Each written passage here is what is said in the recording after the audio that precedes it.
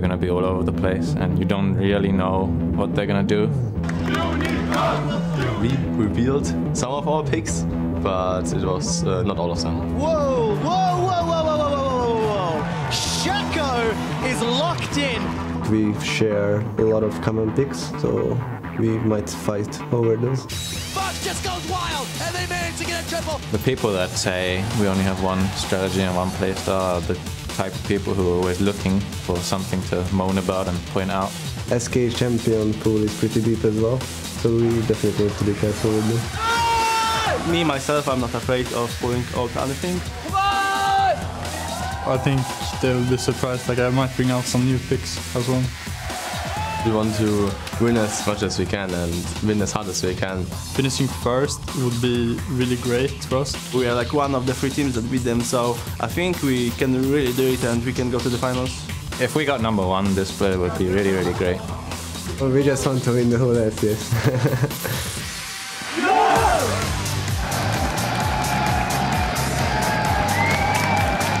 Welcome, ladies and gentlemen, to the European League Championship Series Spring Semifinals, broadcasting to you live from Berlin, Germany. The stage is set here for our last best of 5 before we pick up shop and head to Spain. And just moments ago, we saw the fans getting underway outside. Hype for SK Gaming versus the Unicorns of Love with their signs. Unicorns of Love themselves starting in the building with their interesting picks in mind. I do hope we'll see a lot of that. And SK Gaming setting up on stage, making sure everything's working properly to get off those picks and win those games for them. And there, the fans in the stand can't wait to get the action underway. Hello, I'm Evie Schogsupporter, and joining me on the analyst desk today is coach for the Copenhagen Wolves and wannabe medical professional Carl Dentis Cray, as well as his partner in crime and coach for Gambit Gaming, Jordan Leviathan Thwaites.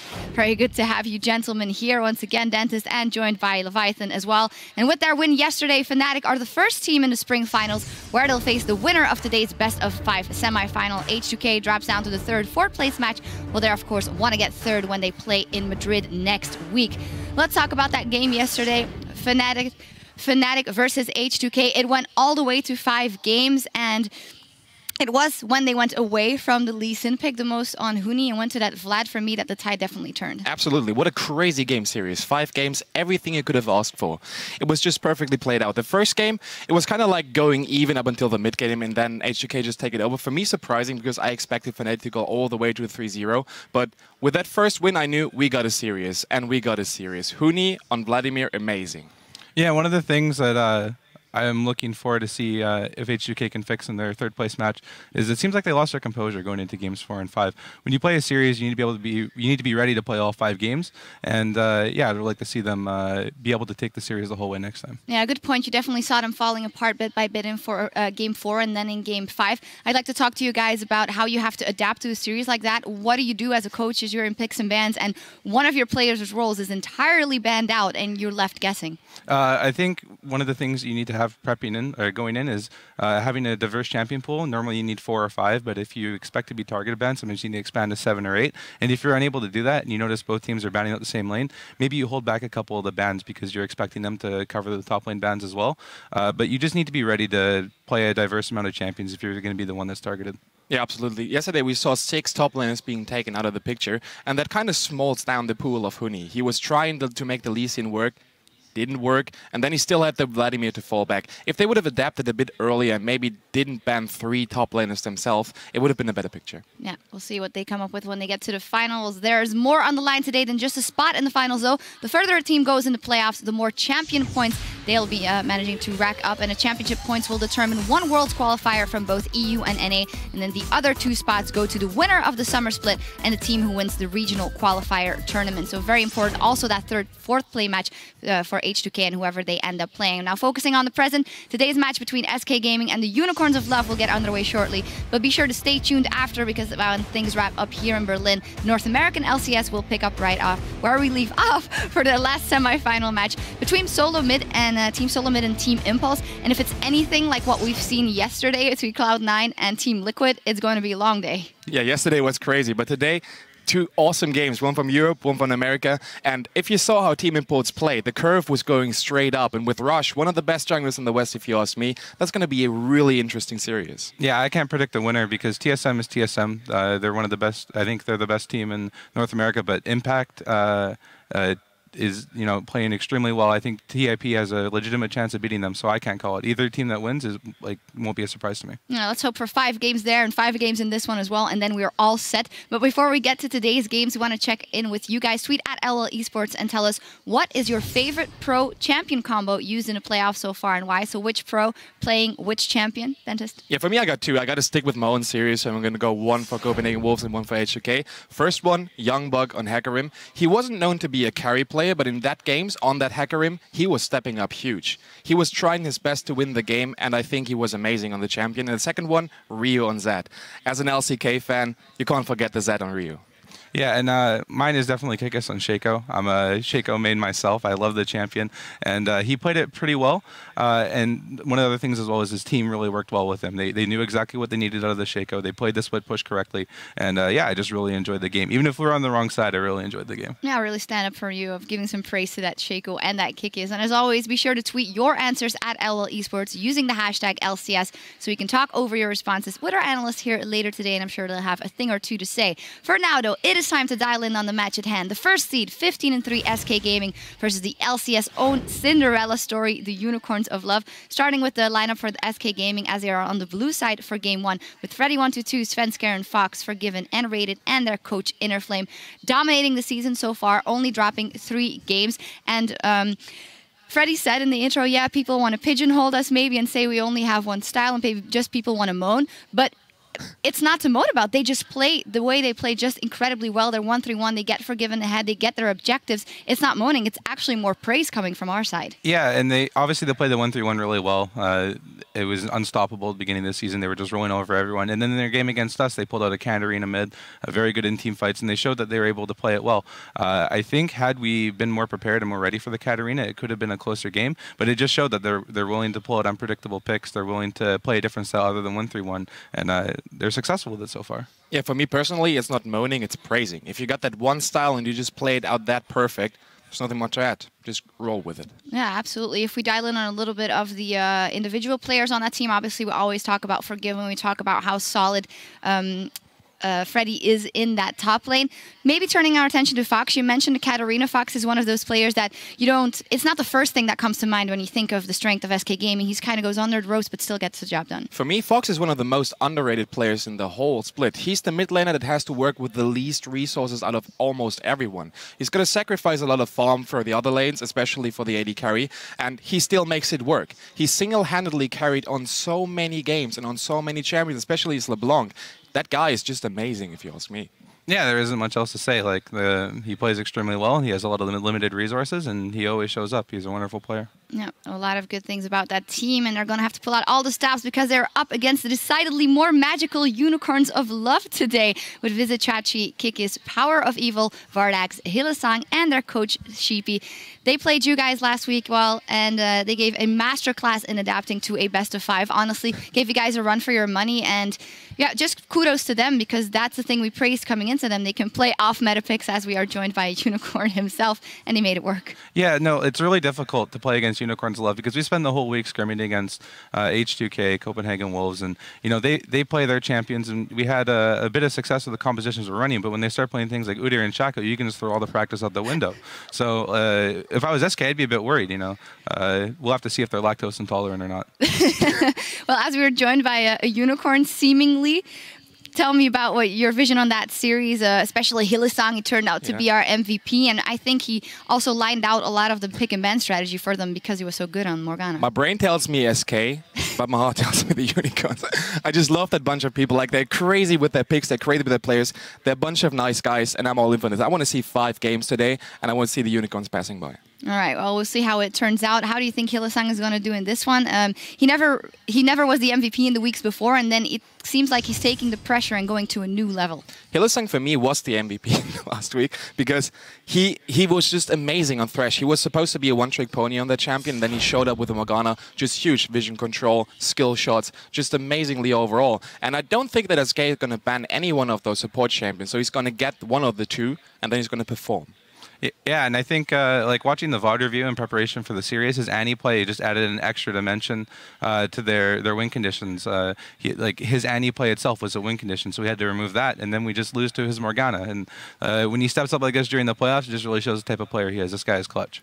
Yeah, and especially when you're mentioning the support player and you have to start out banning on his champions against a team like the Unicorns of Love, who obviously have bannable things in both the mid lane and the top lane and the jungle, although you can't really go for that. So what is your vision on like how the pick and bans will go? I would say that in a standard game, SK Gaming would almost always win against the Unicorns of Love, but it's going to be so important if they try and predict what they will pick or ban out. It's not the route to go for SK Gaming. Yes. You can go ahead. Yeah, two things you can do. Either you can ban the Shaco and the Udyr right away from the get-go in game 1 just to deny that, but I wouldn't do that myself because there's a lot of other Gouda prepared. So if you ban those two, he's coming up with something crazy, Vega jungle or something like that.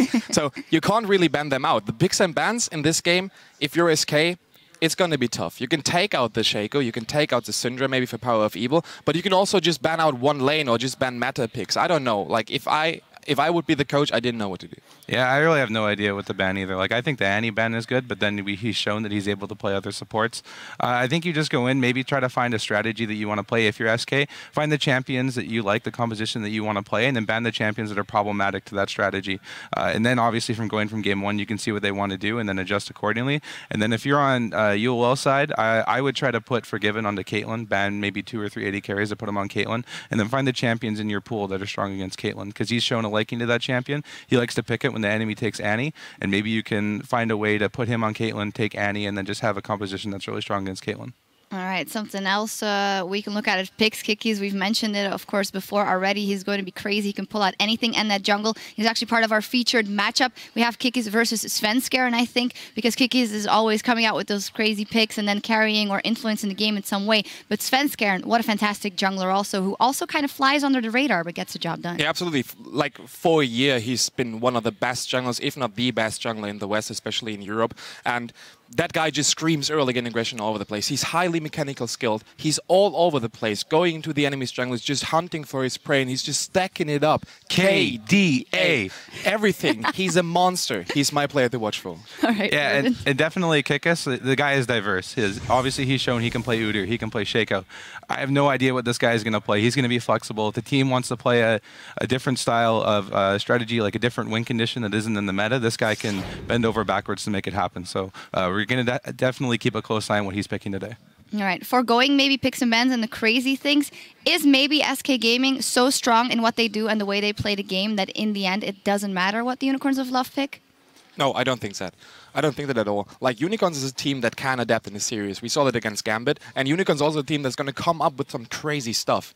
And if you're SK and just playing your game down, you can definitely throw them over. And if not Unicorns, who else? Yeah, and having experience playing against Unicorns, they make you play your style. Like, we had compositions, we wanted to play them a certain way. They didn't care. They forced skirmishes. We had to skirmish with them. And if they're able to, find through their studies and exploit in SK's gaming style, I'm sure that they'll be successful. It's either going to be SK playing their strategy and making it happen, or UOL is going to find that cheese pick, that cheese composition, and they're going to make SK play their style. Mm-hmm. What about the mental aspect of coming into this game? Obviously, the Unicorns of Love, they're riled in a little bit in the playoffs. They played that quarterfinal. They went all the way to 4 games, and they made that work. SK Gaming, they've had 2 weeks to kind of scope everything out. So how will that have influenced both teams? I don't think that it will influence them at all. Like, just by talking to the Unicorns, they're just all calm, relaxed guys.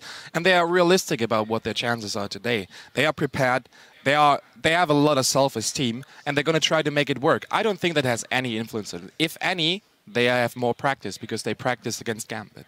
Yeah, no, I think the extra week of playing is going to be helpful. The edge SK has is they've been able to sit back and watch all of the regions. They've been able to see, TP Smite start to evolve. And when you're practicing for a quarterfinal match, the last couple days you can't really innovate. But I can assume that they've had enough time to practice, find the compositions they want, and they could pull out some crazy stuff here. Yeah, pull out some crazy stuff as well. Let's hope so. Before we head to the caster desk for picks and bans, we're going to hop on stage where Pyrotechnics is standing by to talk strategy with the minds behind these squads. Thank you very much, Shocks. I am, of course, joined by the Unicorns of Love, Sheepy, and SK's Inner Flame. First of all, gentlemen, thank you for joining us. Good to be here. It's good to be here too. Thank you once again. So, guys, I want to get right into this one. Sheepy, I feel like they said it best on the analyst desk. This is a Cinderella story of a team. You guys came up through the promotion tournament, and now you have made it into the semifinals. You are one series away from going to the final match in Madrid. What does this mean for you as a team? It's really, really important for us. We've been through all the struggle, and it was never like an easy road. So I just think that my players deserve it a lot from the way that they've fought like through the whole Challenger series and the LCS. And yeah, whatever happens today, we are just really happy to be playing here and yeah, in front of the crowd, and it's just amazing.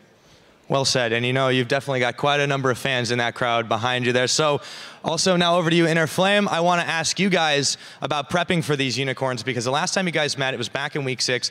The Unicorns did beat you guys, and how do you think since then you've taken a look at the way that they've played the game, the way that they've changed, and how you're preparing for them? So like the reason we lost last time was generally because we were in like a pretty big slump. But I'm not like discrediting them, but I think like it contributed as well, like heavily. I think we're ready for whatever they can throw at us today. I think if they like choose something abstract, then they allow us to play what we want, and I don't think anyone wants to do that. Leviathan called it Gouda. Maybe it'll be a different variety of cheese this time around. Sheepy, how about SK Gaming? You guys played them back in week 6. You managed to get the best of them. How do you think they've changed as a team since then? Admittedly, you know, there was a slump, but now things have definitely changed. They've ended out on the top. How do you prepare for that? Usually we just take it as any other best-of-5 series. We try to look what they are playing and understanding the enemy is the same as understanding yourself. At some point, we just do the normal schedule best-of-5 training, and then we just look out if they play anything specifically which we want to counter. And it's, I think with SK, relatively hard and easy because they are really good at what they play, but it's relatively hard to counter as well because they're just playing a strong game from what we see. So we try to see whose muscles are stronger and who can strengthen up. There we go. Some respect there. I like it. So, Inner Flame, you guys, you've had a couple weeks off. You've been prepping. I'm sure you've been watching the way the Unicorns played off against Gambit. Anything particular you've been preparing for with regards to that in the time you've had extra? I don't think you can prepare like specifically for anything without like being leaked something or whatever. But I think it's more about preparing for the like play style that they want to do. Like a lot of follow-up of a kind of like Syndra stun or like a Thresh burning. So they usually like pick around, like to pick, to just make picks all over the map, and like they don't hesitate, which is like what's really good about them. Is like if one person lands a hook, they'll all like go. They won't even like think, they'll just go. So it's like kind of hard to, yeah, sorry, it's kind of hard to prepare for generally, but yeah, I mean we're more ready for the play style than the actual like champions they're going to pick, because I don't think anyone would have seen like a Shaco. I don't think so indeed, but well, maybe we'll be seeing that. Maybe we'll be seeing something different. Once again, gentlemen, thank you very much. Best of luck in your match today. You guys can go ahead and join your teams. And now we're going to go ahead and send it back to the analyst desk once again for a little bit of extra discussion before we get into the games. Thank you very much, Pyra. We're working on a small technical issue on stage, but it shouldn't be long until we get into the game, so we can talk a little bit more and preview this match, ask for what the coaches said as well. And it was very similar when Pyra asked the question about the picks. Inner Flame said, oh, well, everything they have prepared, which is very similar to what you ended up saying. And I feel like that's the right way to go, because in the end, you can't prepare anyway. Well, yeah, like we sat down and we pulled up the champions on the League of Legends client, the big list, and we sat down and talked for about 30, 45 seconds. Okay, what is this champion? What lane does he go in? And how does he work with the style? And it helps a bit. But honestly, like when someone's ready to pull out a champion that you haven't seen before, play a style you haven't seen before, it's really going to challenge you to do the critical thinking on the fly. So we're going to have to see if SK is ready to adapt. Yeah, as Jordan pointed out earlier today, Unicorns is a team that will force you to play their game. They don't play along the game that the opponents play. They force you to play their own. They go for the scrimmages. They go for those crazy teamfight situations where you usually don't expect them. And SK is a team that is calculated. SK goes into the game with a game plan. They know what they want to play. They know when they want to start. They know everything about how it's going to be. And if you're Unicorns and you're just going to throw a fist in the middle of their preparation, maybe you can throw them over. I think Unicorns and Fnatic are kind of similar in that way that they press the go button and they go, but in my opinion, Fnatic can control it a little bit better and maybe turn it off when they shouldn't take a skirmish. I think that might be a risk for the Unicorns of Love in this one. If you go too far once versus SK Gaming, they are just going to tie it down and get the advantage of that. But we had similar situations in the game series against Gambit Gaming. There were situations where Gambit clearly didn't want to fight, and still Unicorns somehow managed, whether it be with a teleport, whether it be with a support who comes from the flank. They have those situations where they just force you to fight. Just remember the quarter kill of Orianna. That was the game-changing and almost a serious-changing moment in that fight. Yep. You didn't want to take that fight, and still Unicorns managed to do it by brute force. And SK is a team that is not safe for that. Right. And I think one of the things that you'll look at with teams is they'll line up the map, they'll look at the objectives, call the next objective, and then they'll try to find opportunities to fight. Unicorns Love will just fight anytime. They see an opportunity, they'll just go. It doesn't matter if Dragon's up in a minute, 2 minutes, if the tower, they need to rotate to a tower. No, they see a guy walking out and out of position, they'll just go. So it's really difficult to play against because you always have to be on your toes. You know, every second, am I walking over a ward? Am I walking somewhere I shouldn't? Because they're just ready to jump on you. Yeah, and they thrive on chaos, and it's quite the opposite for SK Gaming. They thrive on that calculated game. I'm happy you mentioned that, of course, those 4 kills that Unicorns of Love ended up getting in the bottom lane, which, of course, you can't foresee that it will end up being a quadra kill for Orianna in the mid game. It might as well just been a double kill. Let's talk about maybe Power of Evil a little bit. We haven't touched on him, and we have touched on Fox.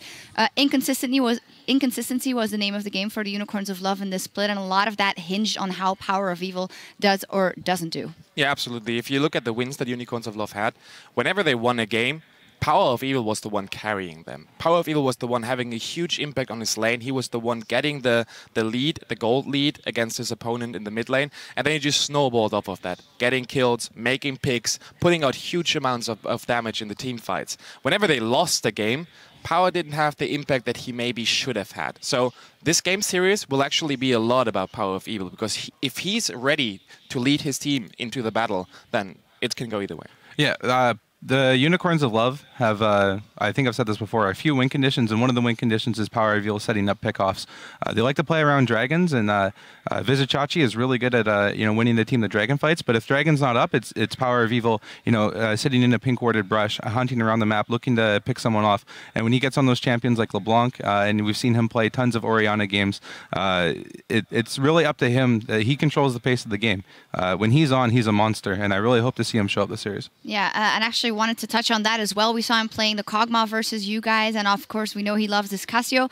I still love to see Power of Evil on champions like a Syndra, like a LeBlanc, and just go in and go ham immediately. Why do you think he strayed away from that a couple of times? And as you say, he wants to control the game, but for a team as Unicorns, I don't think you should try and bank on going late game with an Orianna or a Kog'Maw, because your style is to get fights early. The Orianna makes sense, and even the Kog'Maw in a slight regard. We played a lot of them in scrimmages, and they had games where they made the Kog'Maw mid work. But in the series against Gambit, and whenever they played it in LCS, it just didn't have the impact that you want to have from your mid laner, especially if it's a carry mid laner like Power of Evil. Today, I want to see him on that Cassiopeia if it's open. I want to see him on that Syndra if it's open. He's got the skills, he's got the mechanics to do it, he's got the knowledge to do it, and he just has to show it. Orianna, on the other hand, it's a damage control champion, but still a strong one for him. Yeah, and I think it's just like the Kog'Maw and those styles of champions, are them just diversifying their play styles. I think it's smart, because if you end up in a spot where your pickoffs aren't working, your dragon control just isn't working, you can always fall back to playing a Kog'Maw type champion. But yeah, like Denta said, you want to see him on those at Syndra. You want to get that pickoff. You want to see him on. Personally, I want to see him on LeBlanc as well. Just those playmaking champions allow him to create the opportunities for his team. I think that's where they're going to be most successful. Yeah, much like the mid lane matchup yesterday, it would be great to see both Fox and Power of Evil just go head-to-head in a very, very assassin-heavy matchup. Now, with all the speculation on how easily SK will be able to adapt to this best-of-5, let's hear from the Unicorns of Love themselves on their signature meta-breaking style. Well, since the start of my career, I always played what I thought is strong. I always had in the back of my mind that this can be strong if you have right conditions, right setups, and so I was always one that wasn't really afraid of trying to pull something out. We just look for a champion strength, and then we actually wait for a perfect scenario to happen in the pick and ban phase where we can pick it. Well, okay, that's a new one. The man bear pick of Udyr has been locked in. I was practicing Udyr, like spamming in solo queue, practicing in scrims, and it's really great versus like team comps that don't have sustained damage, and there's like a lot of tanks. Do it! Do it! He's going in! Flash! Bear! Slap! Udyr is on the board! Like, there is always a purpose of picks in the meta, so when we go for these off-meta picks, let's say for a Shaco, then we generally tend to go for a split pushing style. We just try it out in scrims, and if it works out, we are not afraid to even pick it into the LCS. Whoa, whoa, whoa, whoa, whoa, whoa, whoa, whoa, whoa. Shaco is locked in for the first time in 2015. The craziness is continuing. I have like 150 games overall through like last season of Shaco games, and I know what it's strong against and what's strong with. I don't think just because we are one game away, we can't really afford on playing anything weird, because we really wanted to win the 4th game, and we are sure that with this champion select we can just go onto the semis. In their debut split of the 2015 season, Unicorns advance to the top 4. I think a lot of the teams are afraid, or maybe they just don't want to waste time on practicing something that might not work. But in our team, we take our time to test picks, theory craft about this, like strategize. We have a lot of trust in each other with this. Yeah, there is never really a thought that this won't work. So if Kiki says, I'm confident in playing Shaco right now, then we said, okay, let's go for it. We trust into the person's idea, and we try to make the best out of it. I trust in my teammates in their like picks, because they do the same with me. I have my signature champions, and when we tried the Cassiori combination, they were really open to it, and it was really successful. We did see Power of Evil get given the Omen of Death, and the Unicorns of Love come out with a fantastic team fight. The meta is constantly changing, and it gives just new opportunities for other champions to rise as well. I think it's still possible for us to surprise enemies, because there's always a way to find new stuff that's gonna work if we have the guts to do it. So, for example, versus SK, we still have some things we want to play against them and put them off guard. So, yeah, it's definitely achievable. Hello, ladies and gentlemen. I am Trevor Quickshot Henry here with Martin de Fischer Lunga. We are moments away from jumping into SK Gaming versus Unicorns of Love. We apologize about that technical delay. We're about to kick off this best of 5 picks and bans. We have no idea what to expect. No, I mean, when Unicorns play, they can pull out everything. However, I do think we're going to see some changes compared to the Gambit game, where they ran these very slow scaling mid laners for Power of Evil. They can't do the same against SK Gaming. You need a strong mid laner here. I want to see Syndra, LeBlanc, so on from Power of Evil. And I want to see Kikis as well. Have a jungler that can fight against Svensson in the early stages. Otherwise, you simply lose that mid lane. Svensson gets to invade on you, and the entire thing just falls apart from the Unicorns of Love. So they have to change the fairly slow early game. We want to see some different champions from Power of Evil. Well, we will see what Power of Evil and the rest of the Unicorns decide to lock in. This is, of course, the second semi-final. Teams are playing for a spot against Fnatic for a top-of-the-table finish in the spring split. Syndra off the table from Power of Evil. Hecarim take away from Chachi, and Graves from Forgiven. Wasn't expecting a double 80 carry ban, personally. Well, it's been one of the strategies teams have used against SK Gaming. It's not because Forgiven can't play other 80 carries. It's because SK Gaming as a team has kind of struggled when they didn't have this lane bully for Forgiven, where he can be super strong in the early to mid game. What Unicorns are trying to do here is push him on that Caitlyn, where yes, he's going to have a fantastic early game, but his mid game is going to lack quite a lot of damage, and that's where the Unicorns can try and fight them. Meanwhile, I like the Syndra ban from SK. We just talked about how Power of Evil has to be able to play these early game mid laners. That was one of them. That's another one. So Lulu taken as the final ban, removing Enrated's champion pool, considering SK banned out Annie as well. Unicorns of Love going to be sticking themselves to the IEM theory of how to beat SK Gaming. Cassiopeia locked in for Fox again to deny Power of Evil. All of the junglers in the world are available. All of the top lane tanks are available.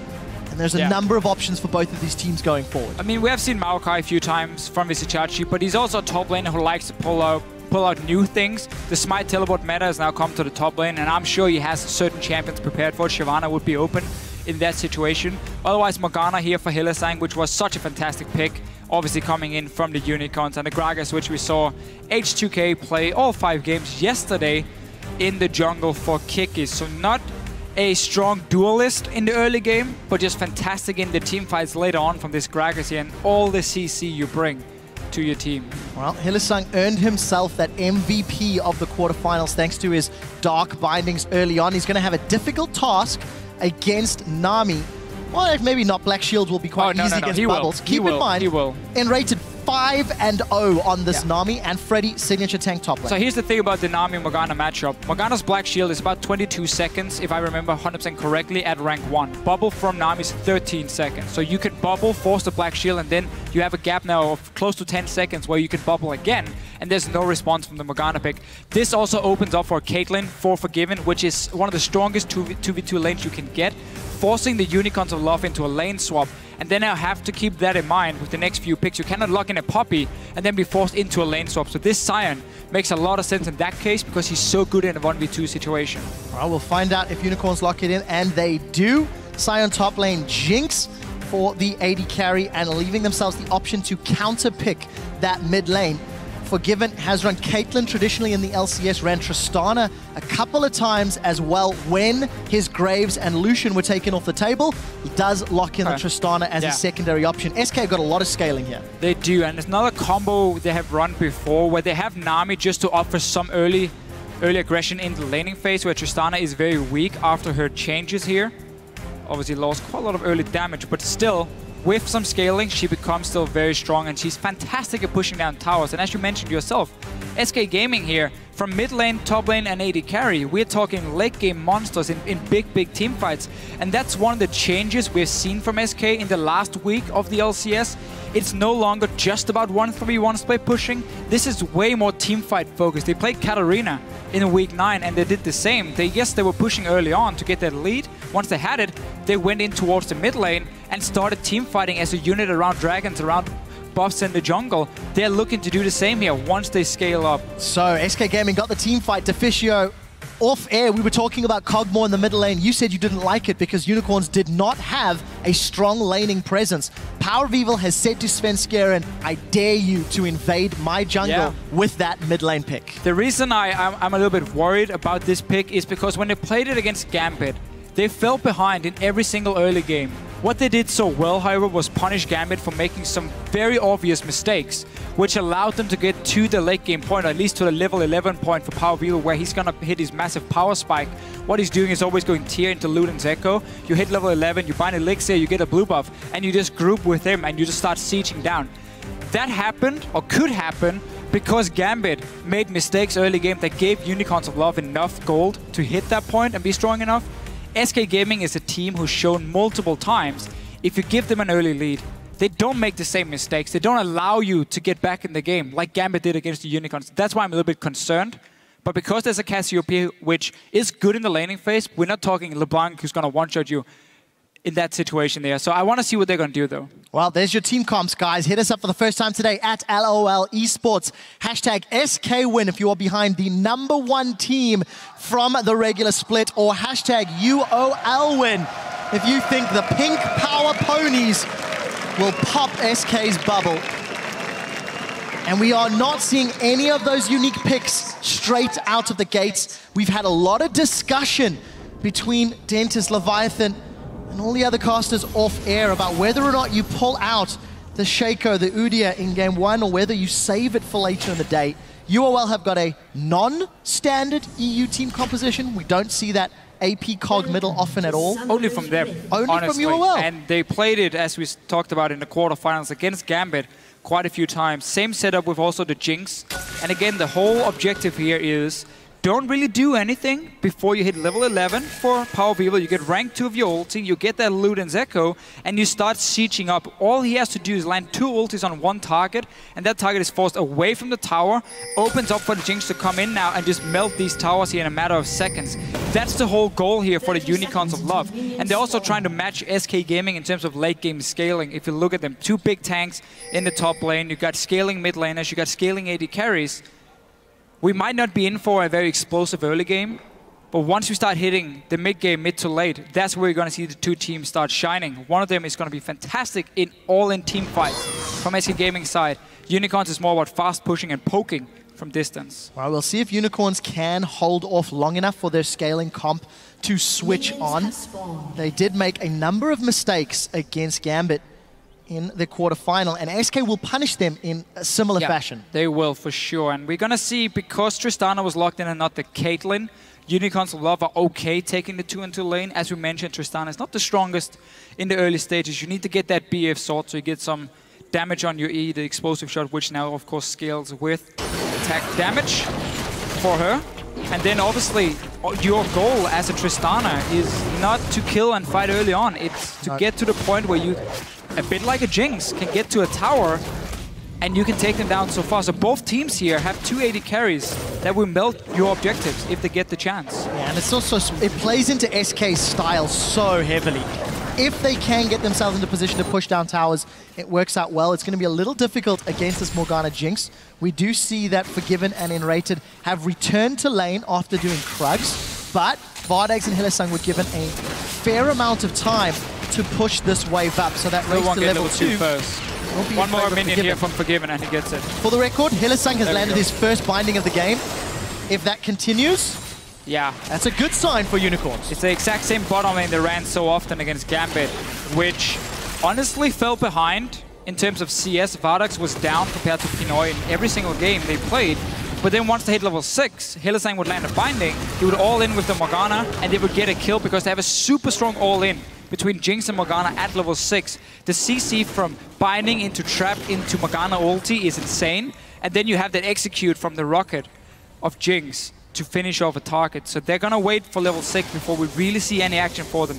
Well, first gank here, we're expecting Svensson to be very active in the early game. He's not afraid of a Gragas on a Rex side. That's a matchup he's gonna win, so he can look for these early ganks. And it is what we were talking about in that mid lane. You're not scared of a Kog'Maw pre-6. You're not scared of a Kog'Maw when you've got that Cassio. Take a look at Sven. He wants to push his way down to this bottom lane. Flashes are available. We do see the Tremor Sense. Sven Scaren's come in. He's knocked up Hylissang, but Hylissang's flashed. Bubble has caught. Rocket jump in from Forgiven. Hylissang and Vardex in full retreat. They're looking for the kill, not going to find it. His explosive charge does pop. Only the flash from Hylissang burned, but a lot of lane control garnered for SK Gaming. And a very classic SK move if you look at the recent weeks for them. Svensson doesn't put too much attention on the top lane anymore. Freddy, he can handle himself. Now he's been playing Maokai quite a lot. You don't really want to invest too much into him. Instead, you see Svensson around the mid lane and the bottom lane, especially when they have a matchup that can snowball. Tristana and Nami here, if you start getting a lead, you can force these bubbles here. As we talked about how it's shorter cooler than the Black Shield. So by giving Forgiven a great start, get him to that BF sword, he can start being a bit of a bully. Great bubble, and that Black Shield's not going to help you from the charge. Vardex actually walks almost in range of Hylissang. A lot of damage being traded. Forgiven and Enrated stamping authority on this lane with the help of Sven Skeren. It has hurt him a tiny bit, but he's yet to back, still sitting on that Hunter's Machete. And this is a very late blue buff pickup, thanks to that early gank presence. That might throw off UOL if they had a ward they were thinking anything. Thank you for that one. Time. Again, you're not looking to invade Power of Evil. He's going to need a lot more levels before you really want to start fighting around it. And again, you have Gragas into a Rex size. So Unicorns of Love will have the timer. We have to see if they want to use it for potentially a dragon. What you can do is when the second blue buff spawns in the game, you know the mid lane and jungler is going for it, then you instantly rush towards a dragon when they're stuck on the opposite side of the map. But that's all in the future, and again, the Unicorns not really looking to do a whole lot. The first few levels, you gotta get level 6 in your bottom lane, and you need a level 11 in your mid lane before we really start seeing some plays from them. Well, we'll see if they can make their way there safely. Power of Evil farming up, already back to pick up that relatively early tier. Fox still farming away that middle lane. Not pushing quite as heavily as maybe he could have, as he has decided to just back. You see Freddy jumping in on Chachi as Hylissang lands another Dark Binding. Needs a zap for his troubles, Ignite burning away. And Vardex is going to take a pop from that satchel charge. Good trade for Unicorns of Love in this bottom lane. But Enrater's got a full mana bot and will slowly be able to heal Forgiven back up. And also with that early gank here, we see a difference in items from the 280 carries. Pickaxe for Forgiven, he got to push in the wave, had a CS lead as well, while Vardex was forced back and only got double thorn. Svenska now is in the top lane trying to force a flash, And I think he's going to get it. Vizicachi low mana actually just walks straight out. Take a look at the river, though. You've got Gragas and Kog'Maw coming up. That's level 6 with Living Artillery. We do see an instant flash away from Svenskeren as Vizicachi's now joining the fight. Freddy does have access to that Maelstrom, is going to pop it down. Forced to flash in reply. And all of a sudden, Power of Evil burns Ghost for 2 flashes from SK. Let's just talk about what happened here, because Svenskeren decided to gank the top lane while his own mid laner was back in base, getting that tier here. Power of Evil went back earlier, so once he returned to lane, there was nobody there to help or to do anything against him. So he pushed out the wave and started roaming when he saw the gank, and there was no response from SK in that case. Oh, Binding Another connects. binding. It's going to follow into the Flame Chompers, and we do see Forgiven actually hopping forward. Ignite is burning away on Vardags as he's forced to flash and heal away. And this is just an action-packed bottom lane that Forgiven and Enrated have maintained control since that first game. I remember every single time they trade, Nami has a heal, Morgana does not. So the sustain is in favor of SK Gaming whenever they trade. There's no mana on him now. He's going to have to wait a little bit before he can throw out another one. But you see how every time they trade, Forgiven gets back some HP, can go in for another one. I like the other move from Unicorns before. Timing the back of SK Gaming's players. He's saying, okay, there's no mid lane at the moment. We can roam and counter gank up here. And obviously Svenskeren shouldn't have gone for the gank in the first place if he knew there was no response from his own mid laner. Well, we got to give some praise to Unicorns. There was so much pressure on their shoulders to survive through the laning phase. It's still early days, only 8 minutes on the clock, but they're keeping relevant in CS. They've responded to Svenskeren's ganks despite the weaker lanes, but they need to keep this up, and it's a difficult scenario. Also just, honestly, slower scaling champions from SK than what we normally see. It's normally assassins in the mid lane, it's a lane bully in the bottom lane. And that's where you can't pick that slow scaling come from Unicorns of Love, but because they saw what SK Gaming were picking here, they could still go for their tried and tested style themselves. Didn't have to worry too much about SK just rolling over them in the laning phase. As you can see, it's been a bit of a farm fest. Only in the bottom lane is a big difference. And that's also due to the gank from Svenskeren, but also Nami being a fantastic laner. Well, Forgiven manages to just hop away from that Dark Binding from Hylissang. As we do see Kikis making his way towards this bottom lane. It looks like he's going to come in for a gank. His body slammed over. That's a flash barrel. Forgiven is going to flash away from that Dark Binding. Continues to get chased down. Less than 100 HP as Hylissang and Kikis will look for that last hit. Hylissang doesn't even go for the kill. Lets Kikis secure it. First blood to the Unicorns. Very clear that Forgiven wasn't ready for that one. Vizicachi ran into a crab, I think. Oh, and the Dark Binding connects onto Enrated. We do see the Super Mega Death Rocket into the giant smiley face. Kikis is looking for another one. Decides to back away. And look at that. Vizicachi, the unstoppable onslaught. I'm pretty confident he hit that Scuttle Crab. Was trying to set something up middle, didn't work out. But Unicorn, first kill. Bottom lane gank here, Kikis, he jumps into the bush and he doesn't wait, just throws the ulti instantly here, knocks back Forgiven. Such a nice setup and no reaction in time from SK Gaming. Super important first blood for them, because now items, tables turned here. Jinx got to go back, afford a BF sword, only had the Dawn's Blade from the first one. And Forgiven, not even close. Average Blade and Longsword. Suddenly now the all-in potential of Vardags and Hylissang is going to be insane. And SK Gaming has to be careful in this bottom lane, 2v2. Well, we'll see what they can do. I just got confirmation from our observers. Chachi was in fact running away from a gank down the river to safety. Not forced to burn that flash. So thank you for that update, guys.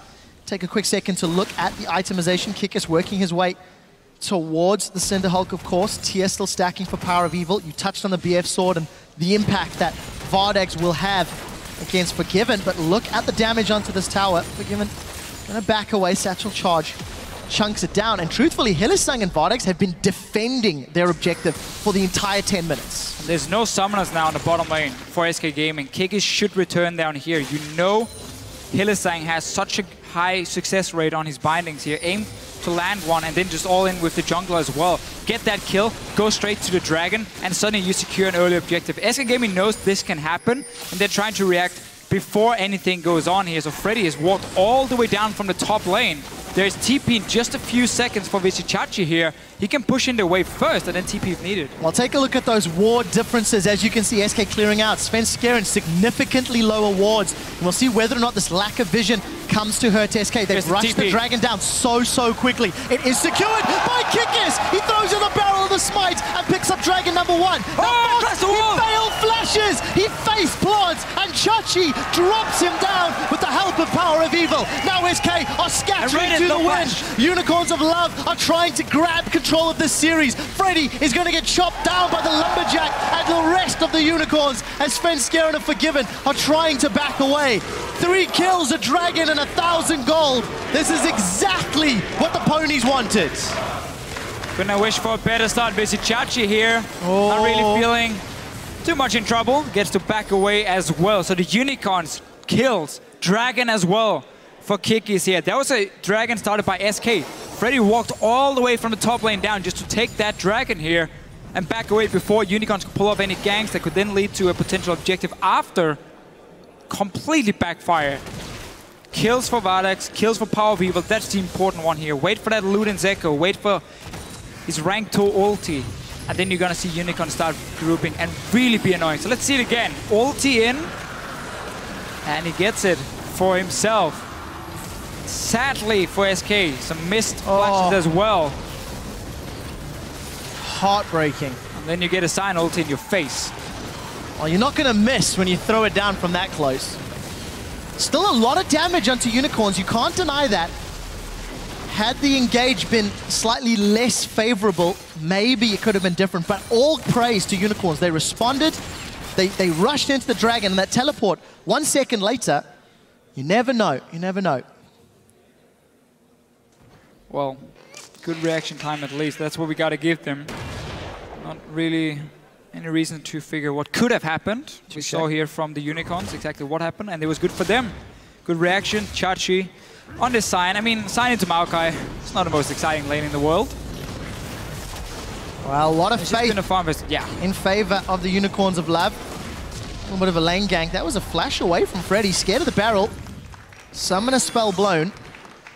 But Unicorns, definitely their play style is pulling so many fans. And you know, one thing we're going to touch on, SK Gaming during the regular split went 15-3. The only teams they lost to was Fnatic in the finals, H2K in the semi-final, who dropped to Fnatic, and the Unicorns. And as it stands, Unicorns have put up a very strong fight against a slightly different flavor of SK. We're not seeing the same. Safe to say. Yeah. Safe to say from SK. It's not the same lane bully style we have seen before from them. But and it's not a massive lead either. This is only game 1 for them, and it is also a chance for SK to see if they can pull off one of these compositions here. Kikis, he's ready to steal more things away from Svenskeren. Might even try and look for a fight. Well, Dark Binding does not connect. Svenskeren still trying to sniff around. As we see, first item completed here for Power of Evil after the tier. Luden's Echo. Fox has also had that Archangel Staff stacking up for a little while. 450 mana. Wait for level 11. 400 for Power of Evil. He has just hit power level 11 there, Deficio.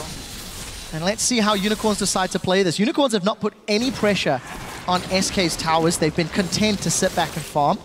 But you have to feel with the way the game is playing, they might be feeling more confident to make aggressive plays. Well, the thing is, now that they've managed to get back in the bottom lane, they don't necessarily have to go for a group in the mid lane because they can contest 2v2, and they know if Binding connects, they can get a kill in this bottom lane as well. So that can stop them from at least grouping. Had they still been losing the lane, they would already grouped in the mid lane by now and start pushing down a tower for themselves. And this build from Power of Evil, it's very risky because it relies on you using your mid-game spike now with this rank 2 ult with the Luden's Echo. It delays everything else in terms of the late game, where in terms of items you need, you're not going to get, let's say, an Athene, so you're not going to have that extra mana regen. So you need to connect your ultis, otherwise you're just simply going to run out of mana and not do anything. So the spike mid-game with Luden's Echo Rush is super important to use. Otherwise you fall off compared to, let's say, tier into Athenes, into Seraphine's Brace, and so on. Well, let's find out how this jungle interaction goes. Kikis and Svenskeren trading damage is relatively even thus far, but Kikis was forced to use that explosive charge, pop down the barrel, and actually is able to just waddle his way out. So it does get out safely, but blue buff will be secured. Kikis had actually been sniffing around for a little while on that objective. Equally as important on Fox's Cassio. However, of course, Cassio is going to get that extra cooldown spam. Like this ward here, you can TP to it if you manage to connect the binding from Chachi. There's one on Enrated. There's the TP. Here comes Vizichachi. Enrated throws down the tidal wave, but it's not going to be enough. No support yet from Vizichachi. This turns it into a 3-on-2. Freddy is in the back line, but here comes Sven Skeren. No available support from the rest of the Unicorns. 3-on-3 as they trade kills back and forth. The fadeaway rocket secures a kill as now Chachi and Vardags are trying to chop down Sven Skeren and Freddy. It ends up being a 1-for-2 trade, and Freddy's still sticking around. Defensive Void Rush from Sven Skeren as Kickers was shoving down the top lane. What more can the Unicorns get? They won the fight, and they're going to put pressure on the tower as well. Yeah, get a lot of damage in the tower here. Will most likely be able to take it if they stay around for another wave. Seems like they don't want to be too greedy, though, and just backs away from this one. The wave is also fairly far away, but this is why they're keeping the lanes going and don't group with this fed power weevil or fairly fed power weevil in the mid lane, because they know land one binding, you can all in. They even had the teleport coming in on that ward, and it paid off. Those 2 kills more. Vardags, despite losing in CS like he did against Gambit, he picks up all the early kills on this Jinx, and that helps him get to his late game point a lot faster despite losing in farm. Vardags 3-0-1, sitting on around 2,000 gold, is about to shop, picks himself up that Infinity Edge and Berserker's Greaves. Unfortunately, by sticking around and being frustrated by Freddy, it allows SK to secure an uncontested dragon. You could see that Vardags and Vizichachi were trying to back. They didn't get their opportunity, and Sven Skeren instantly kills that ward. So here's a replay of the fight. Notice the TP timing. As soon as the binding has been thrown by Hylissang, he communicates to Vizichachi saying, I'm gonna land it, TP now. So it comes in even before it connects, and that's 100% kill even without the TP. But then you stay around for the fight. They respect the fact that Freddy can teleport down as well. Meanwhile, look down at you, Pip. That's the grouping we talk about, how you get to that tower here. You land a bit of poke, and then the Jinx is just gonna melt the tower on her own. Forgiven also going down in the very end. Nice little ulti from Vardags. Really well played from Vardags indeed. Firing off that death rocket after being hit by the buster shot, no less. Quite a dramatic effect. So Unicorns, they get themselves their first tower of the game. SK also secured that bottom turret thanks to all of the build-up for the first 10 minutes. Don't forget that. And we return ourselves to this lane setup, even on CS, relatively even on items. However, Forgiven has had that Avarice Blade for a little while longer, earned himself around 350 bonus gold. It's going to accelerate him to that second item spike. And let's see how Unicorns decide to play out these lanes if they want to keep evening or trading towers. We saw the focus on outer turrets from the Unicorns beforehand. By them staying and pushing the wave into the tower and getting at least 50% on it, yes, they gave up the dragon, but they don't care about that one now because it's 1-to-1 anyway. They care about getting now these outer turrets so they can start sieging on the tier 2 ones. It's a lot easier to ward your flanks the further you get into the enemy territory, because then you just ward the entrance to the jungle instead of the entire river being warded up at the tier 1. So let's say you're grouping on the mid lane. So for them here, the value in getting an outer turret was higher than taking a dragon, and that's why they stayed after getting those kills beforehand, and now they got their bottom lane outer turret. Power Weevil still looking insanely strong with the Luden's Echo. If I know him correctly, he's going to aim for Death Cap and a Void Staff as the next few items, and all he's trying to do is simply buff up the damage of the Luden's Echo, and every time he connects on ulti, he's going to take 30% of your HP. If you connect on the second one, you're forced back to base, and you cannot defend your own tower, and that's what he's aiming to do, simply by buffing up the Luden's Echo damage as much as possible. Which is different because he doesn't actually have the best AP scaling, so you don't need a death cap. It's just simply for as much damage on this one item.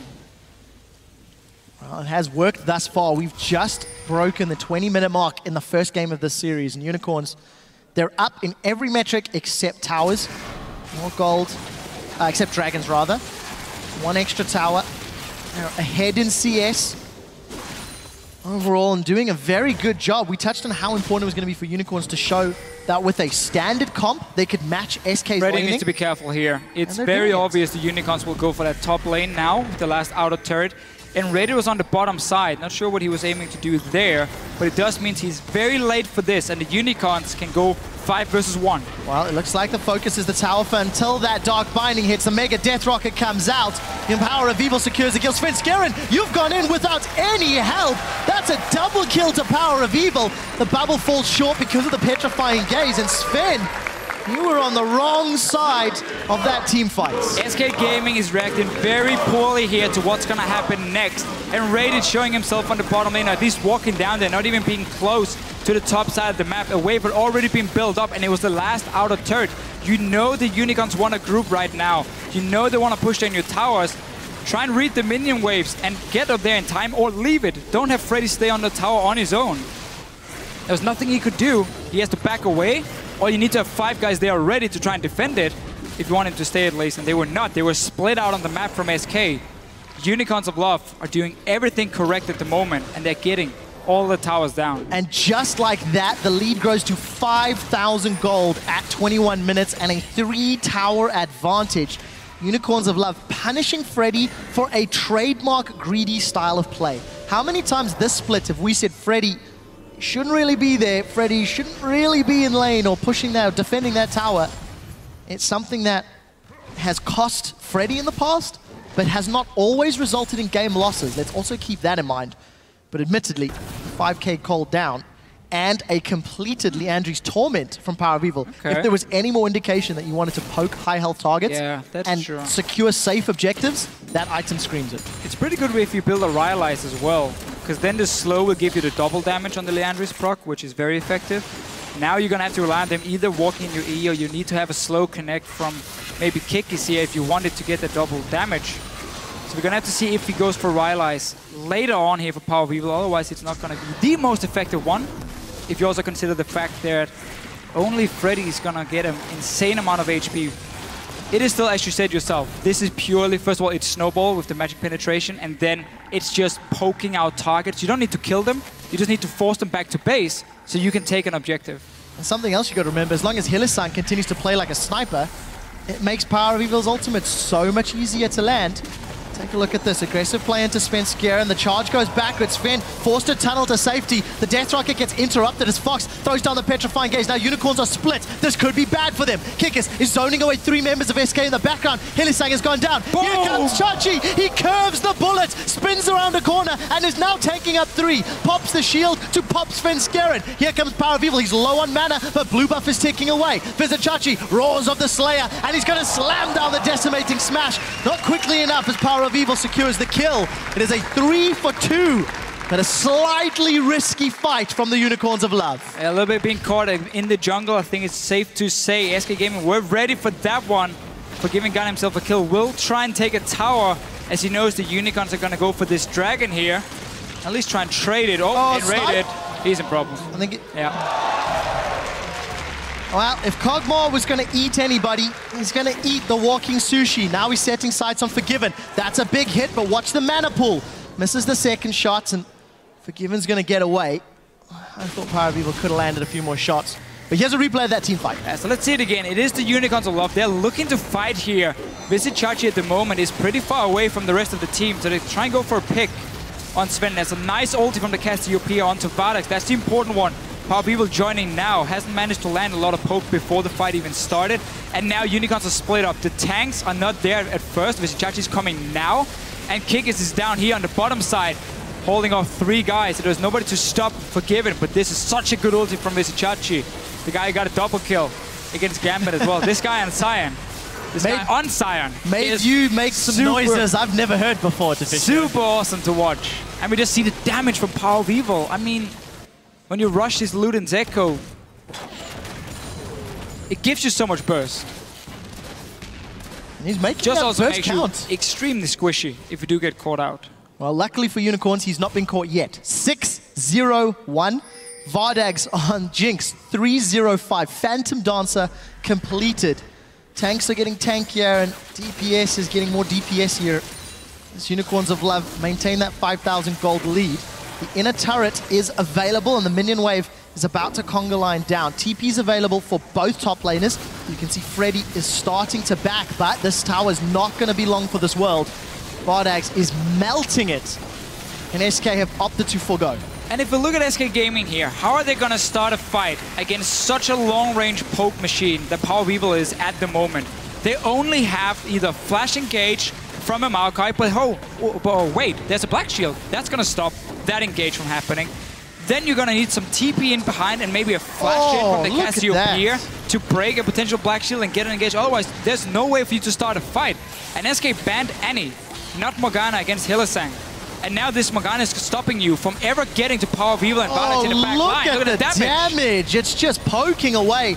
Power of Evil is hitting 2 out of every 3 of those living artilleries. Forgiven was low. Freddy ate a binding.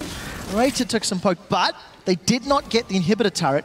Unicorns need to push out their side lanes and maybe set their sights on the bottom inner, as it's the last one remaining before knocking on those inhibitor steps.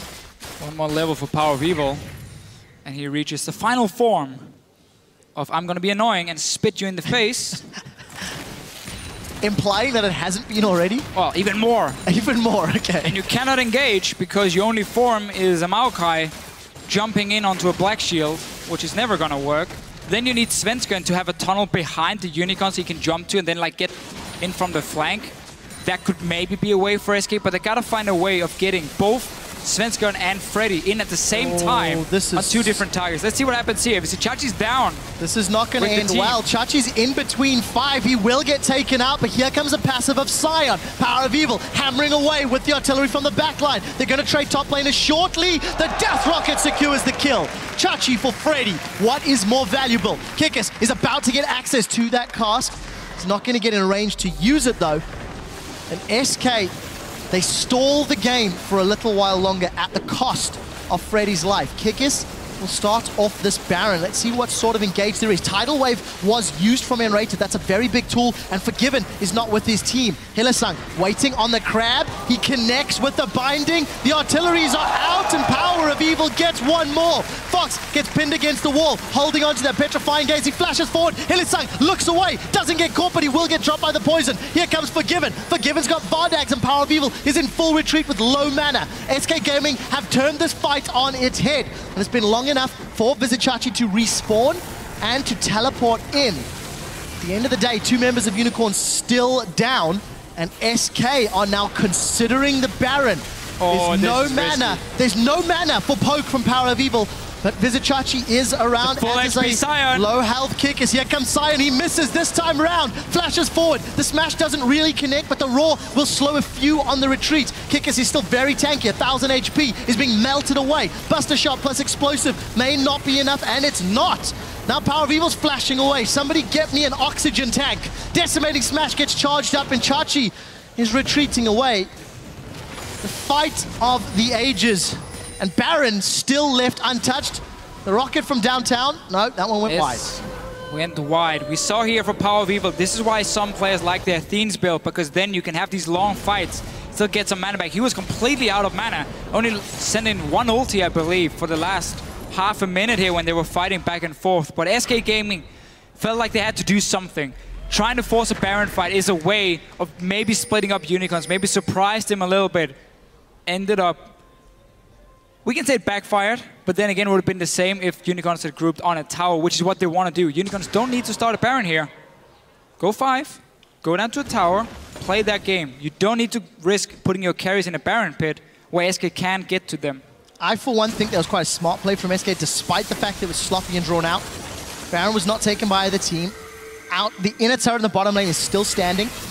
And that gold lead becomes less and less as the game progresses, but as I'm busy praising the decision-making, Freddy finds himself really not in the right position, and all of a sudden, Unicorns 35 seconds without their opponent's tank. The cask is going to force the flash, and that means Enrated is really on the wrong side. Living Artillery is being spammed. He's dodged a few. He can't dodge the last. 2 members down. And all of a sudden, Unicorns of Love are knocking on the door. SK Gaming are forced to let them in. And the crowd erupts in chants. Unicorns with the first inhibitor of the second semi-final. They are showing up with the scaling comp. This bodes well if you're a Unicorns fan. And as long as they stay out in the open where Power of Evil can sit and poke, if he's long range, he has a black shield ready if needed, then there's not a whole lot SK Gaming can do to stop them. Base is open. SK once again is going to try and see if they can rush a Baron and try and force a fight potentially there. Or see if they can catch the Unicorns off guard. Vardax is going to do this Dragon while the rest of the Unicorns are trying to stop this one. Sven is already being poked down. Kikis is looking for him. It's like shooting fish in a barrel when they're standing in there. I mean, you just poke in with your ulti from Power of Evil. Over and over. until your mana runs out, down to a third.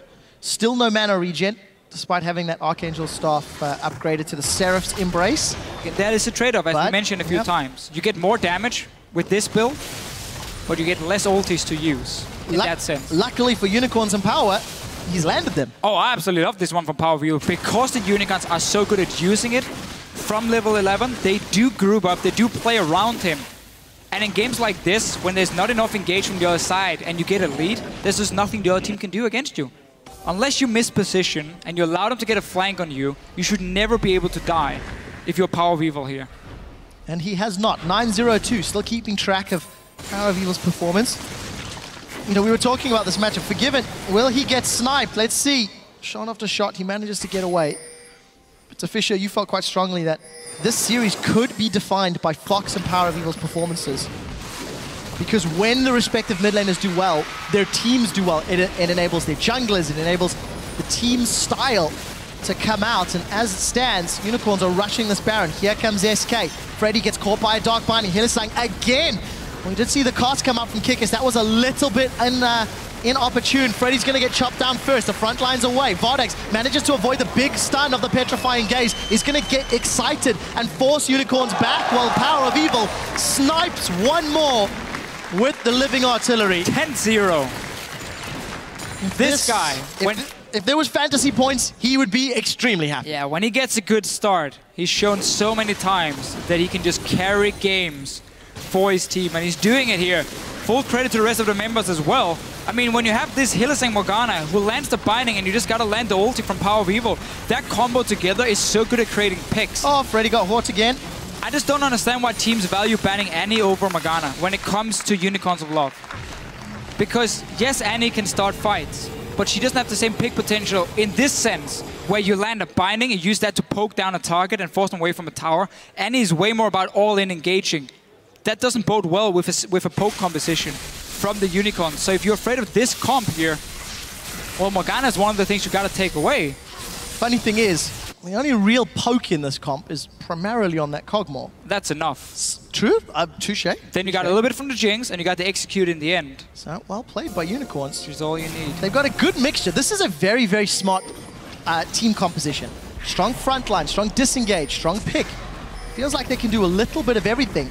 And you've got all of that scaling AD damage from Jinx to back up if things go to the super late game. 34 minutes on the clock, 58,000 gold for Unicorns. Supers in 2 lanes, and they're going to take an uncontested tower. Svenskeren, you've got to be very, very careful. Forced to flash to safety. Here comes the rest of the team. Fox is actually going to flash away. Chachi flashed for that one too. We do see Freddy doing battle with top laners in the back line. Let's see what Vardex can do. Where is his focus? Not on the tower yet. We do see a super mega Death Knocker dropping 2 members of SK super low. And that's going to allow the Unicorns to set themselves up. Fox is down. Hylissang did it again. Vardex and Power of Evil closing this one out. They're going to take the 3rd inhibitor. And they will continue the siege without the damage from Fox. There's not much chance. Forgiven's caught out. We do see the tidal wave being thrown to split up the Unicorns as Svenskeren's in the middle of the fight, but he's doing nothing. We do see in the back line, Vardex gets excited, gets a 2nd, looking for a 3rd, is going to get the 3rd before being dropped by the explosive charge. Ladies and gentlemen, the audience is chanting. And they've done it. Game 1 in the best of 5 goes to the ponies. Yeah, and just to make sure everyone understands here, we're not saying that Annie is bad for Hylissang. It's still a fantastic pick. We're not saying you can't use Annie in a pick composition. But in this type here, where it's about long-range snipes, the Morgana is just so important for Unicorns. Also, to prevent the engage. Because that Black Shield, when you're against the Maokai, that stops everything he can do to get onto your carries. He can only target one champion. It's a magic spell as well. When the Maokai goes in, and everything gets blocked by this Morgana. Very big smiles from the Unicorns of Love, but Sheepy's face there is the most serious that I have seen all split long. He's out for blood, and that was a fantastic game. The one thing I want to highlight very quickly, something we haven't discussed just yet, Unicorns of Love will be playing red side in 4 of the 5 games. Yeah. They chose red side on matches 2 and matches 4, which was their choice. SK put them on red side on games 1 and 5. The reason I highlight that, Cogmore was last pick. Cogmore was the final champion locked in from the Unicorns of Love, and it carried 11-0-7. And to make it worse, if that gets banned away, you don't know what new picks the Unicorns have prepared, which the thing often about these new picks does not matter. It's because there's either a lot of counters to it and you can only pick it into like specific comps. Now they get to see everything from SK and can decide, can we use it here or not? And then we're going to have to see if they lock it in as a last pick, which is why it's so good for them. Also, the first pick in this game was Cassiopeia, which is not a champion we normally see from SK Gaming because they like to be able to roam early on and they like to be able to pick people off quite a lot. You can't do that on the Cassiopeia. You're fantastic in team fights. You have a good laning phase, but you need to sit and farm up here and you need to go as a unit and get these fights in. This is not a champion we normally see from SK because of that. That was the first pick. It was a takeaway from the Unicorns of Love. That's the important point, isn't it? So the fact that in their bans, Syndra, Hecarim, and Annie, so very targeted, taking away that Syndra from Power of Evil, which is the lane bully we were expecting. That is what we thought was going to happen. And then the first pick, Cassio, because again, you take Cassio, you remove the risk of Cassio Yorick, which Unicorns use to great effect. There are more problems for SK to solve in the pick ban phase. This one game, yeah. Even in total, because of the fact Unicorns have red side in 3 of the next 4 games. I feel with Unicorns having the option to counter pick, it's more difficult for SK to pick ban. Here's just the weird thing for me, because this is a comp that Unicorns ran a week ago against Gambit. SK sat at home, watched the games, and said, okay, we can see everything they're doing, we can see the way they're picking them, and yet they pick in that Maokai as the second one and leave Morgana open, even though they know that Unicorns don't care about you taking Maokai if Morgana is on the table already. And SK picked themselves into this. Didn't have an answer early game. Keep in mind, and as soon as they fell behind, no way of engaging. We didn't expect it either. We had discussed off air, like, we kind of felt that if Unicorns were going to beat SK in a head-to-head, we were expecting stronger laners. We're expecting maybe to match SK's aggression. If SK picked the strong lanes, yeah. What was super smart from, I think, Unicorns is maybe recognizing that Cassio pick mid meant they could go for a scaling mid as well. Oh, for sure, 100%. So a lot of praise to them. You can see the team backstage actually chatting. And again, this is a very serious, very, very interesting team to watch because they went 9-9 in the regular split. There were so many people going, where does the cheese end? Where do these unique champions, these one-off picks stop? They didn't use them a lot in the regular split, let's be fair. And they didn't have the greatest of showings. But now in the playoffs, they're pulling out, you know, the Cogmore against SK. They're pulling out the Udyr, the Shaco. And it has worked out. Has worked out. It was only game 1. We're going to have to see what SK Gaming does now for the next one. I expect some new picks at least coming in from them. Well, we'll find out what they do. But to break down this particular match and UOL's game 1 win, let's hand it back to Shox, Dentist, and Leviathan at the analyst desk. Thank you so much, Trevor. Wow, what a game 1 from the Unicorns of Love. Unlike the series, how they started it versus you guys in game 1, where they went standard and they lost really hard. This time, they went standard and they won incredibly hard. Let's talk a little bit about the team comps from both sides and also get a graphic to well exemplify that. The first lock in Cassiopeia for SK Gaming, throwing down the gauntlet in a very late game-oriented comp. Absolutely. The Cassiopeia with a pick away from Power of Evil. Power of Evil is one of the 2 known Cassiopeia players in the European LCS. So it was on paper a good move to take away from him, but this scaling mid laner opened up, just like the Fisher said, the Kog'Maw as a last pick. Kog'Maw doesn't work in a team composition where you're facing an assassin, because the assassin can just go in on you. It's similar to when you play Kog'Maw as an AD carry. But in this case, Cassiopeia wasn't that big of a threat in the early game, so it opened up the late game scaling Kog'Maw, and he carried like incredible performance in Kog'Maw. Yeah, and I'm actually really happy to see Kickus pull out the Gragas. They banned Gragas, I believe, 100% of the time against us in our series, which led us to believe that maybe Kickus hadn't practiced a champion, but give him a week and he managed to pick it up, and they executed it really well. It was the Gragas that was enabling them to set up pickoffs. So we were seeing the Gragas barrel on Svenskeren time after time. They're just really forcing SK to take the fights that UOL wants them to take. So it's a really good champion pickup for him, and they executed it really well. Yeah, one thing that we also have to talk about is the fact that SK picked a scaling composition overall. Unicorns of Love denied Delusion in the Graves, so what was left was either the Caitlyn or the Tristana. That's what we usually see. Bidona didn't expect the Corki. If you pick a Tristana and the Cassiopeia, you want to go late game, and that opens up early game aggression for Unicorns of Love. And Unicorns of Love is a team that can definitely go aggressive in the early game, and they were just all over the place. Gragas making plays, getting that first blood with a beautiful play. It was just exactly what they had to do. Yeah. I just wanted to say that like the setup for the play was actually really beautiful. They're able to force the jump out of Forgiven just off of a Morgana binding, communicated to Kickus, hey, he has no jump for 20 seconds or whatever it is, come bottom, just ease over the wall, flash ultimates, and just set it up perfectly. It was exactly what they needed. Glad you mentioned that Morgana binding, because if we didn't see it enough in the series versus you guys, Hylissang just continuing that MVP streak, also in the fight. What, did you? Oh no, he's just a monster. Yeah, he's a monster, really good. And let's pull a replay up on the screen from the minute that the Unicorns of Love had their advantage. They know how to push it. Yeah, and this is just one of those situations where Unicorns of Love forces you to team fight. They make a pick in their jungle, group up all together, and then just force you to fight it. It started pretty good for SK. They were able to take a kill in this, but then just Unicorns countered with a favorable trade and the Drake right afterwards. So it was just one of those Unicorns moments. Yeah, and the thing about this, I think, is either you have to give up your jungler if you're SK, you have to say, okay, well, Svenskaren's just dead, and not take the fight and give up an objective, or you have to take the fight, a fight that, you know, you're not probably going to win because this is exactly what they want. It's a lose-lose situation based off of the setup from UOL.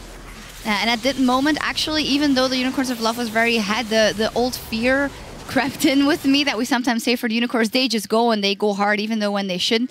But something that was so glaring in this one, skill shot wise, the Power of Evil ultimates, the Morgana bindings, the Gragas ultimates, even the Sion ultimates and hitting people, it was incredible across the board. Even Vardax with his fadeaway ultimates, they are just in the zone right now. Absolutely, Vardax stepped up huge in this game. He was able to have a really good laning phase against the bot lane. Forgiven and Rated. Yeah, and Rated and Forgiven known to be the best bot lane in Europe, and they was just having a clutch game in the bot lane.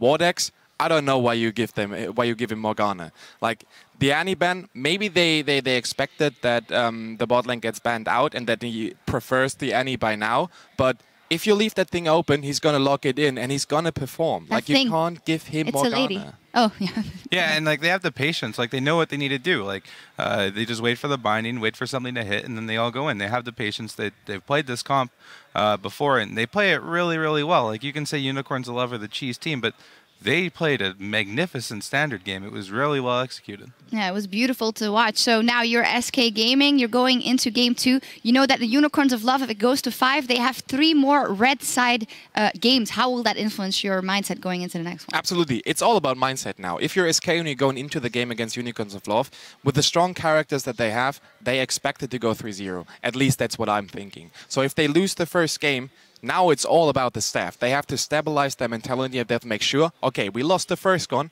but there are 4 other ones, potentially. So they have to be on top of the game. And, like, please don't tilt, please. Yeah, this is going to be a real test for Forgiven. He claims he's one of the best. Well, it's time to see if he's one of the best at mental fortitude. I know N-Rated pretty well, and when he gets angry, he tends to step up his play rather than step down. So I expect to see a strong performance out of N-Rated in this next game, but it's really going to come down to Forgiven. You know, he has the mechanics. He claims he's one of the best. Well, can you hold it together after dropping an early game to Unicorns? We will see. Don't make N-Rated angry. You won't like him when he's angry. And in just a few minutes, SK Gaming will try and even out the score against the Unicorns of Love. We'll be back covering all the action in just 3.5. Don't go anywhere. How about the magic trick? Play Shaco? Over the endless burden, but it always returns. Dude, that's so Maokai.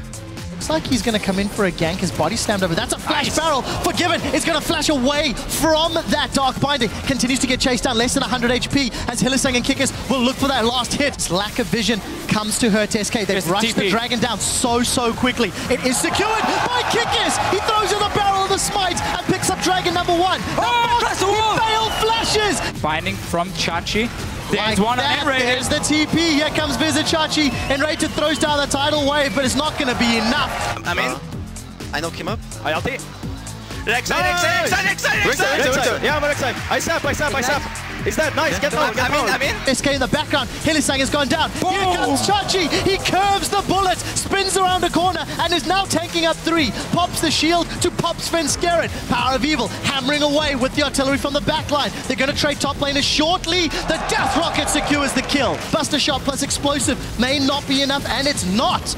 Now Power of Evil's flashing away. Somebody get me an oxygen tank. Go, boys! And they've done it. Game 1 of the best of 5 goes to the Ponies.